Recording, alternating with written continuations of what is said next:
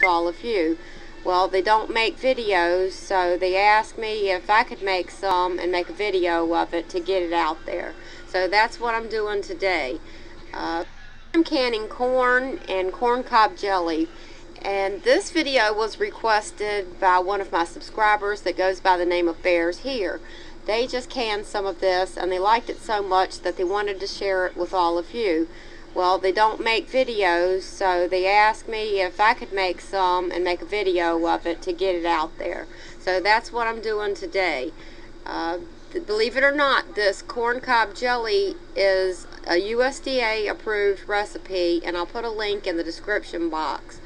You're supposed to use corn cobs from field corn, but I don't have access to any of that right now, so I'm using sweet corn that I bought from the grocery store.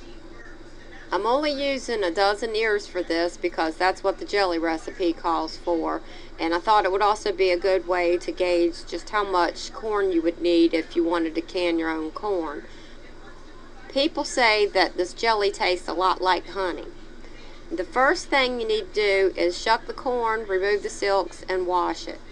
After the corn was shucked and washed, I blanched it for 3 minutes. I just boil it for 3 minutes, then I put it into cold water for at least 3 minutes.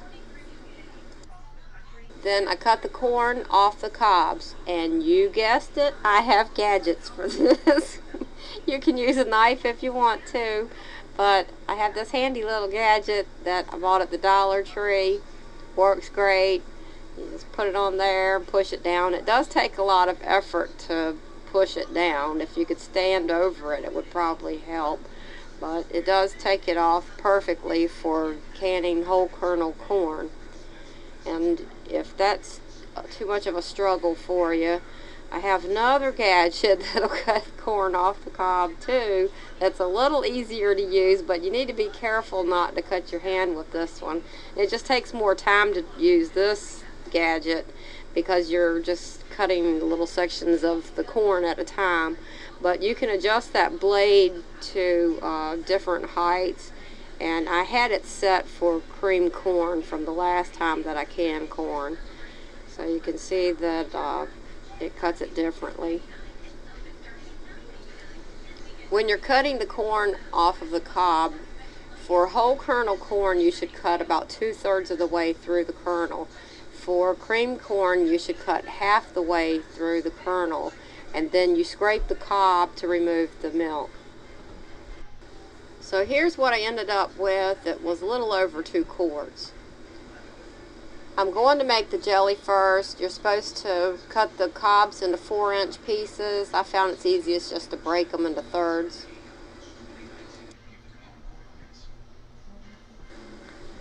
Then you're supposed to add 2 quarts of water, or enough to cover the cobs. I ended up adding 2 quarts and maybe an extra cup.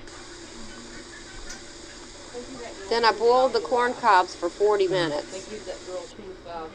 The next thing I did was strain the juice from the cobs, and I used a piece of unbleached muslin. Now I rinsed that in hot water first. I measured out the juice and I had 5½ cups, so I added another ½ cup of water to make it 6. Then I added 2 boxes of pectin and I brought it to a boil. When the mixture came to a boil, I added 6 cups of sugar and I brought it back to a boil, stirring constantly, and boiled it for 5 minutes. When the 5 minutes was up, I removed it from the heat and skimmed off the foam. Now it's ready to can. I have my lids and rings at a simmer and my jars hot and ready. I take a hot jar and I fill it with the jelly to within 1/4 inch of the top. I wipe the rim of the jar clean. I added a hot lid and a hot ring, and I tightened it firmly. Then I set it back in the water bath canner to stay warm until I had all of the jars full. When all of the jars were full, I dropped the rack down into the canner and I made sure there was at least 1 inch of water covering the jars. Then I put the lid on the pot and I processed it for 10 minutes. The instructions say to process this for 5 minutes. However, if you process anything for less than 10 minutes, you get into sterilization issues, and if you can assembly line fashion, I strongly advise to process this for 10 minutes. When the time was up, I turned off the heat, removed the lid, and let it sit for 5 minutes. Then I removed the jars and put them on a towel on the counter to cool. The next day, remove the rings, wash the jars, write corn cob jelly on the top, and the date that you canned them. Now I'm going to can my corn, and the reason that I did the jelly first is because now I have the water bath canner full of hot water. It's an easy matter to heat my jars for my corn. I got a little over 2 quarts of corn from this dozen of ears, so for every quart of corn you need to add 2 cups of water and a teaspoon of salt. I'm hot packing this corn, and believe me, if you take shortcuts with corn, or if you get lazy with this process, it can come back to bite you. So this is the way you need to do it.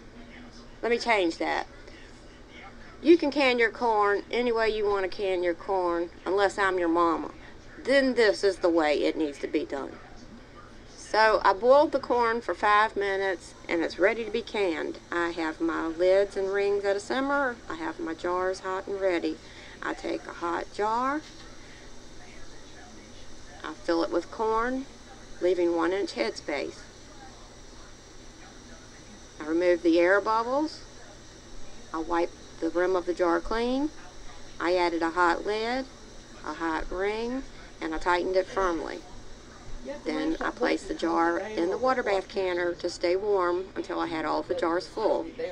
By the way, I'm using 3/4 pint jars for this. I mentioned these jars to I'm a Survivor and a Thriver recently, and she said she'd never seen these. They're a great size because there's only 2 of us, and a pint is often too much, and a half pint isn't enough. So the 3/4 size works out great.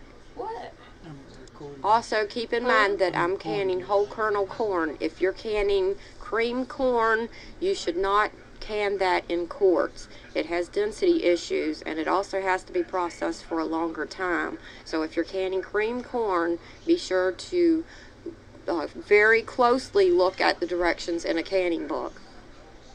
Corn also has expansion issues, and by pre-cooking it like this, you can avoid a lot of problems. Believe me, I would not do this any other way. Corn also has issues because of the kernel itself. I don't remember all the specifics, but something about the way that the coating on the corn protects the inner parts. It's very hard for heat to penetrate sufficiently to can this. That's why it needs such a long processing time. Now that all of the jars are full, I transfer them from the water bath canner into my pressure canner. You can heat your jars and use it to keep the jars warm with the pressure canner. However, with mine, if I get that pot hot, it's very difficult to get the lid onto it. That's why I do this in the water bath canner. Then I put water in the pressure canner, put the lid on, and you need to follow your manufacturer's directions for your pressure canner. And I process the jars for 55 minutes at 10 pounds pressure, but you need to adjust for your altitude. And if you're canning quarts, they need to be processed for 1 hour and 25 minutes. When the processing time was complete, I turned off the heat and I let the canner sit for at least 30 minutes. I removed the lid and I took the jars out of the canner and set them on a towel on the counter to cool. The next day, remove the rings, wash the jars, write corn on the top and the date that you canned them. So there you go. From a dozen ears of corn, I ended up with what would be the equivalent of 5 1/4 pints of corn and 4 3/4 pints of corn cob jelly. This jelly is real good. It does taste similar to honey. So there you go, bears here. Corn and corn cob jelly canned by the book as requested.